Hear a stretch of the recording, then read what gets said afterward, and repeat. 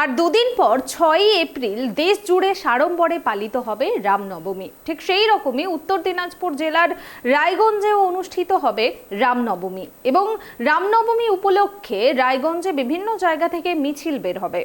রামনবমী উপলক্ষে মানবিক সিদ্ধান্ত রায়গঞ্জের বিধায়ক কৃষ্ণ কল্যাণীর।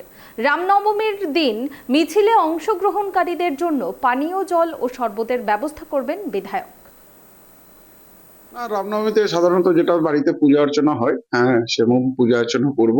আর খুব গরম পড়েছে, যারা রামনবমীতে যারা মিছিলে হাঁটবে, হ্যাঁ, তাদের জন্য পানীয় জল শরবতের ব্যবস্থা আমরা করব। আমাদের বিধায়ক কার্যালয় সমাধান অফিসের ওখানে আমরা একটা ক্যাম্প লাগিয়ে, যাতে যে হিসাবে গরম পড়েছে, হ্যাঁ, নিশ্চিত আমাদের এটা নৈতিক দায়িত্ব থাকা উচিত যে শ্রদ্ধালুগণকে আমরা যাতে একটু ঠান্ডা শরবত খাইয়ে, হ্যাঁ, তাদেরকে যাতে উজ্জীবিত করতে পারি সে কাজ।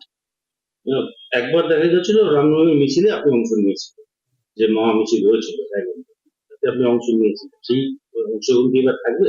না, অংশগ্রহণ কি আছে, আজকে ভাবেন যখন ওনাদেরকে আমি শরবতের গ্লাস হাতে ধরিয়ে দেবো, হ্যাঁ, তো আমাকেও কিছুটা হয়তো হাঁটতে হবে, তারা তো একটা রানিং মোডের মধ্যে থাকবেন, হ্যাঁ, তো সেই জায়গায় আসবো। দেখুন, আমাদের নেত্রী সবসময় বলে উৎসব আমাদের সবার, আর ধর্ম যার যার, উৎসব সবার। তো সেই হিসাবেই আমরা এটাকে ওই হিসাবেই দেখছি, হ্যাঁ।